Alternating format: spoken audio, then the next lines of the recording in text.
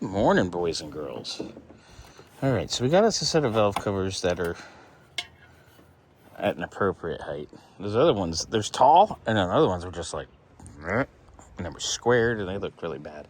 So I'm going to shoot these satin black, and then I'm just going to sand the top of the fins gently to bring back the polish, and it'll look good. All right, here we are. Painted satin black. We'll let that set up and dry a couple hours, and then I will take them to the deep sink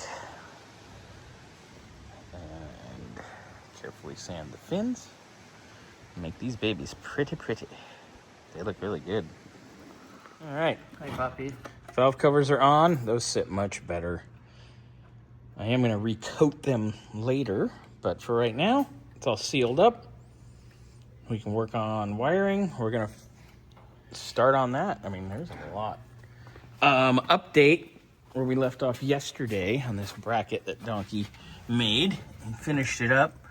It still needs a little bit of chamfering and some paint, but for right now, it's pretty good. We might move it? Yeah. Oh. Why?